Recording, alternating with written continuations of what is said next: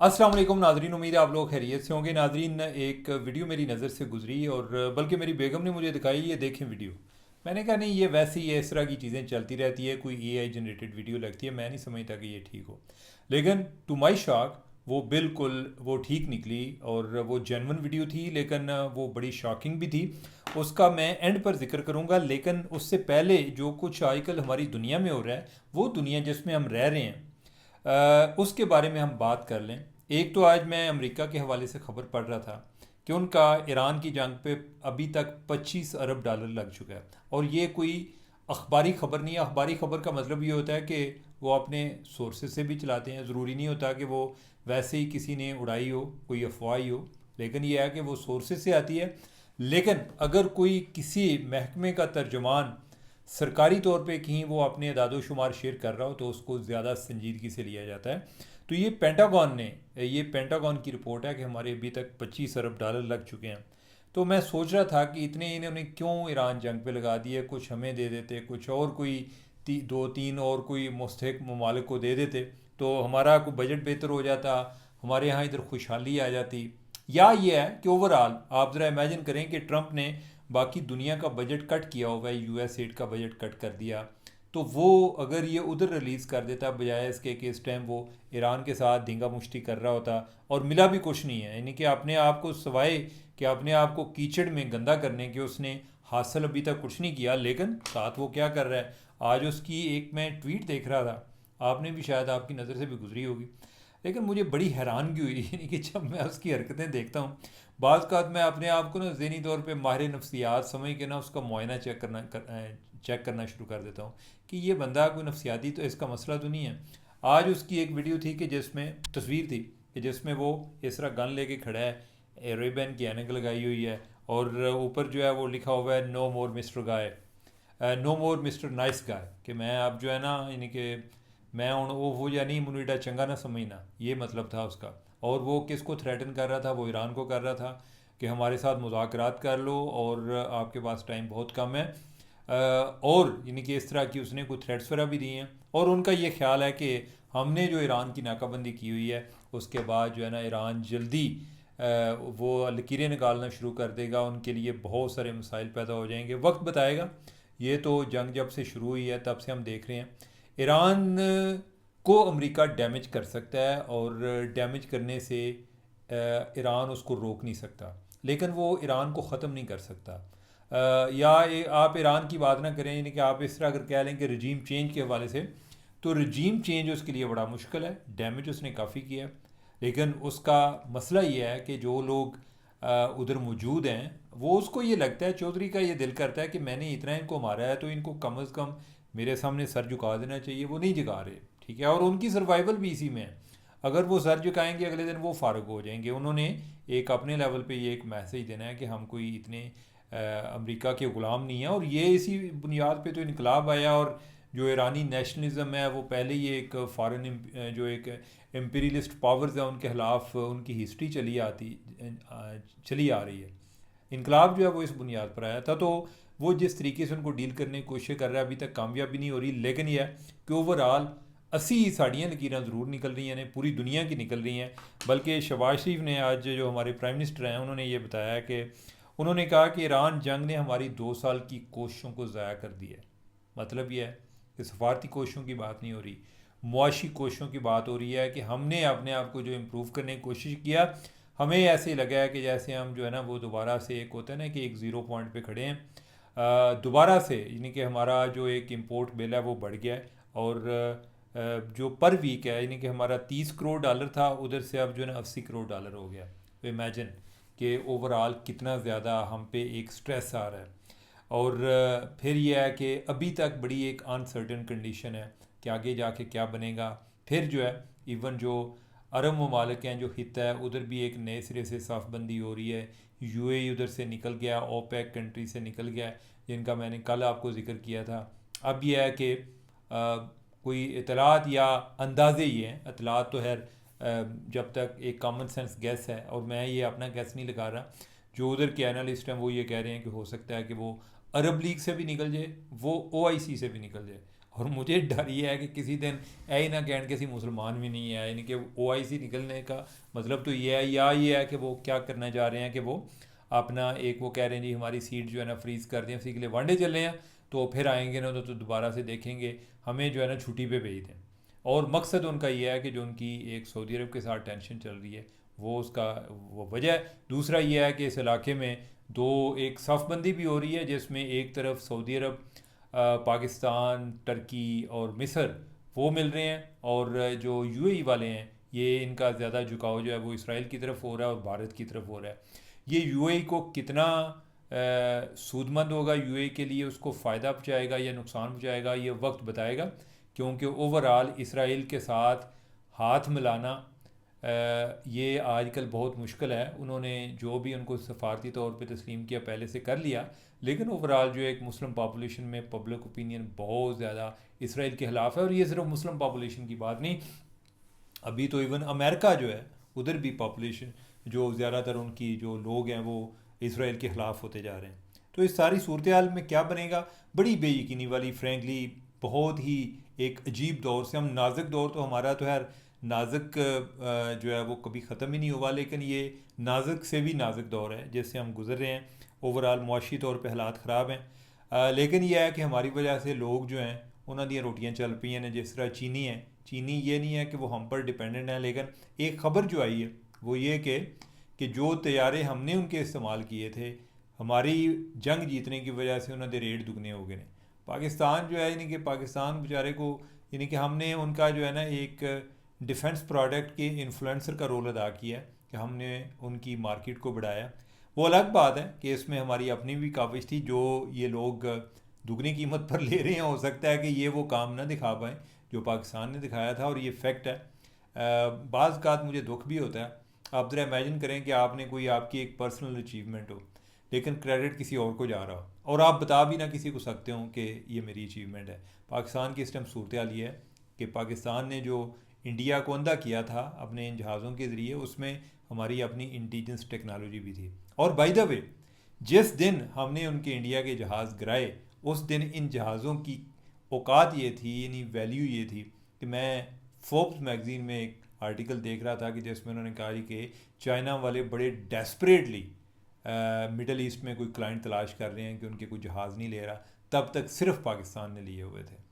پاکستان جو ہے وہ جو ایک چائنا کی ٹیسٹنگ گراؤنڈ بھی ہے، یہ انہوں نے اپنے اکثر جو ویپن جو بناتے ہیں یہ چیک کرانے کے لیے پاکستان بھیجتے ہیں، اور اس کی وجہ یہ ہے کہ ہماری فوج زیادہ بیٹل ہارڈنڈ ہے۔ چائنا نے ٹیکنالوجی میں بڑی ترقی کی ہے، لیکن انہوں نے جنگ نہیں لڑی۔ ہم نے جنگ لڑی ہے، ہم نے ٹیکنالوجی میں ترقی نہیں کی، لیکن یہ ہے کہ جنگ لڑنے کی وجہ سے ہمیں جو ہے نا ایک اسلحے کی پہچان زیادہ ہے۔ تو وہ ان کے حوالے سے بھی آج یہ خبر ہے۔ اب یہ ہے کہ ہم آتے ہیں ذرا پاکستان کے حوالے سے، اور پھر آخر میں وہ جو شاکنگ نیوز ہے اس حوالے سے۔ یہ بھی جو میں آپ کی بتا رہا ہوں یہ بھی بہت سارے لوگوں کے لیے شاکنگ ہے، اور وہ چیئرمین نیب کا ایک بیان ہے، بلکہ ایک انکشاف ہے۔ انہوں نے کہا کہ ہم نے ریڈ وارنٹ ایشو کرائے ہیں، کس کے؟ ملک ریاض کے اور ان کے بیٹے کے، علی ریاض کے۔ اب ناظرین، یہ ایک چیز نا پاکستان میں آج کل بڑی کئی چیزیں غیر معمولی ہو رہی ہیں۔ جو پاکستان میں متھ بنی ہوئی تھی، 2-3 متھ بنی ہوئی تھی کہ جو فوج ہے یہ طالبان کے خلاف نہیں جائے گی۔ ہم نے دیکھا کہ نہ صرف ٹی ٹی پی کو ڈنڈا دیا ہوا ہے، بلکہ جو افغان طالبان ہیں ان کو ڈنڈا اس لیے دیا ہوا ہے کہ ان کو سنبھال کے رکھو، اور ہمارا ان کے ساتھ پرابلم چل رہے ہیں، ابھی بھی کچھ بارڈر پہ کوئی ٹینشن بھی ہے اس حوالے سے۔ دوسرا ٹی ایل پی کے حوالے سے بھی یہی تھا جی کہ انہوں کا ساس ہے وہ آج ہی جدوں چاہن جی کہ کر سکتے ہیں کر سکتے ہیں، لیکن کریں گے نہیں۔ آج کل آپ کو کہیں ٹی ایل پی نظر آ رہی ہے، تحریک لبیک پاکستان نہیں جواب۔ تیسرا جو ملک ریاض کے حوالے سے آج سارے جرنیلاں نو بنگلے بنا کے دینا ہے، اس کو کون پکڑے گا؟ ابھی ہم دیکھ رہے ہیں کہ ملک ریاض پاکستان نہیں آ پا رہا، اور وہ اس ٹائم کدھر میں ہے؟ ملک ریاض یو اے میں ہے۔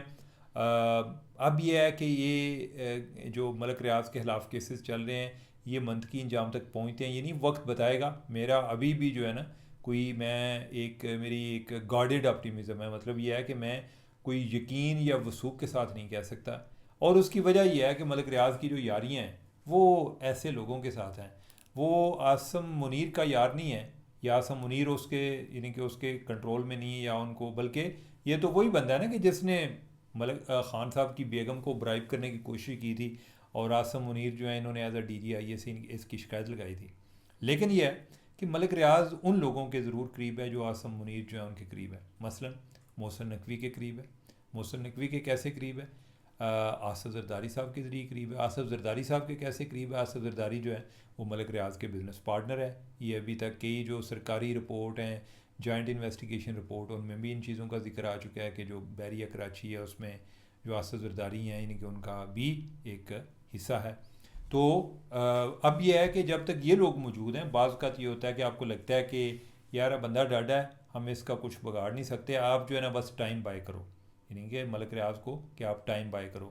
تو ملک ریاض ادھر بیٹھے ہوئے ہیں. اب سوال یہ ہے کہ کیا ملک ریاض کو واپس لانے کے لیے ریڈ وارنٹ کافی ہوتا ہے؟ ریڈ وارنٹ کس کے ذریعے آپ بھیجتے ہیں؟ انٹرپول کے ذریعے، جو انٹرنیشنل پولیس ہے. کیا جب ریڈ وارنٹ ایشو کیا جاتا ہے تو انٹرپول والے روٹی کھا کے نکل پہ دینے کہ یار ہوں اگلی روٹی تو پہلا بندہ سا چھوڑ کے انہیں؟ ایسا نہیں ہوتا. وہ کیا کرتے ہیں، جس ملک کے بارے میں ہوتا ہے یہ بھی ذکر کیا جاتا ہے کہ یہ بندہ ہمیں مطلوب ہے اس ٹائم فلاں ملک میں. تو انٹرپول والے وہ اس ملک کو بتاتے ہیں کہ بھئی آپ کی جورسڈکشن میں ایک بندہ ہے اور وہ فلاں ملک کو مطلوب ہے، آپ کی کیا رائے ہے؟ وہ پھر اس ملک پر ڈپینڈ کرتا ہے. اگر انہوں نے بندے کو کسی طرح بچانا ہو تو پھر وہ معاملہ کوئی عدالت میں چلا جاتا ہے، عدالت جو ہے اس کو ریلیف دے دیتی ہے. بعض اوقات عدالتیں آزاد بھی ہوتی ہیں، ضروری نہیں یو اے میں ہے اتنی آزاد نہیں ہوگی، لیکن باقی جگہوں پہ کئی جگہوں پہ عدالتیں بھی کنٹرول کر لیتی ہیں، روک لیتی ہیں. کیا ایسے موقع پہ جب وہ یو اے میں ہے اور یو اے کے پاکستان کے ساتھ تعلقات بھی کوئی اتنے اچھے نہیں ہیں، کیا وہ پاکستان کے پاس آ پائے گا؟ یہ وقت بتائے گا، لیکن ابھی مجھے اس کے چانسز نہیں لگتے. لیکن یہ ہے کہ مجھے یاد نہیں پڑ رہا کہ اس سے پہلے کبھی ملک ریاض کے اس طرح سے وارنٹ ایشو ہوئے ہوں یا اتنی دیر کے لیے اتنی لمبی ان کو طلاق ملی ہو، جو کہ ابھی تک برقرار ہے. تو یہ پاکستان کے حوالے سے خبر ہے. اور ایک جو یعنی کہ بڑی شاکنگ سٹوری ہے، بعض کا جو ہوتا ہے نا وہ سٹوریز کہتے ہیں کہ they are facts are stranger than fictions, کہ بعض اوقات حقائق جو ہے نا وہ افسانوں سے بھی زیادہ عجیب ہوتے ہیں. اور یہ سٹوری ہے ایک بندے کی جو کہ ہاف نیکڈ تھا، یعنی کہ یہ ہے کہ شاید اس نے کوئی دھوتی باندھی ہوئی ہوگی اور وہ بھی بس واجبی قسم کی، اور کندھے پہ اس نے ایک چیز اٹھائی ہوئی، اور بعد میں پتہ چلا جی کہ وہ ایک ڈیڈ باڈی ہے. مزید یہ پتہ چلا کہ یہ ڈیڈ باڈی اس کی بہن کی ہے، اور وہ اٹھائی ہوئی ہے اور وہ بینک کے لے جا رہا ہے اور ان کو دکھانے کے لیے. اور وجہ کیا بنی کہ اس کی بہن کا اکاؤنٹ ہے، وہ اس کے اکاؤنٹ میں کوئی تقریباً کوئی 20,000 روپیہ تھا، اور بینک والوں نے کہا جی کہ ہمارے پاس تو تمہارا کوئی ڈیتھ سرٹیفکیٹ نہیں ہے تمہاری بہن کا، ہم کس طرح وہ تمہارے وہ پیسے دے دیں. تو وہ جو ہے قبر سے جا کے اپنی بہن کی لاش لے آیا. میری بیگم نے مجھے دکھایا، اس نے کہا جی یہ دیکھیں. میں نے کہا نہیں یہی ہے، ویسے اے آئی جنریٹڈ ہے. یعنی کہ آپ کو پتہ ہے میں ذرا اسکیپٹک ہوں. اس کا فائدہ یہ ہوتا ہے کہ بعض اوقات کوئی صحیح خبر بھی مجھے اسی طرح لگتا ہے کہ کوئی 2 نمبر ہے، لیکن یہ ہے کہ اس سے جو میری جو فیک نیوز کا فلٹر ہے وہ چلتا رہتا ہے کہ اس کے بارے میں زیادہ اسکیپٹک رہتا ہوں. لیکن یعنی کہ to my surprise I am still trying to understand, still trying to digest it. وہ پتہ چلا کہ یہ انڈیا کی ہے، انڈیا کی سٹوری ہے. میں نے کوئی 2-3 لوگوں کے ٹویٹ دیکھے انڈیا سے، پھر مجھے یقین آیا. میں نے کہا، میں نیچے دیکھتا رہا، میں نے کہا کہ کوئی ہو سکتا ہے گروک کو کسی نے پوچھا، اس نے کہا بکواس ہے، چولوکڑے پاسے لگے. لیکن کسی نے، پھر میں نے دیکھا جی کہ یہ کسی نے لکھا کہ یہ انڈین میڈیا کوئی ٹائمز آف انڈیا انہوں نے بھی چلائی ہے، ادھر کی کوئی اسٹیٹ ہے اوڈیشہ، ادھر سے ہے. میں یعنی کہ میں نے یعنی کہ I was still in a state of disbelief. پھر جو ہے یعنی کہ ان کا ایک بینک کی طرف سے کلیریفیکیشن آئی، پھر مجھے اور زیادہ یقین ہوا.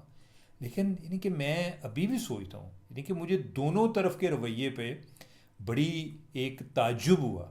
ایک طرف یہ کہ بینک والوں کا رویہ، اچھا بینک والوں کا بھی یہ پوائنٹ ہے جی کہ وہ آیا تھا ہمارے پاس تو اس کی حالت ٹھیک نہیں تھی، اور وہ اس طرح لگتا تھا جیسے کوئی ڈرنک ہے.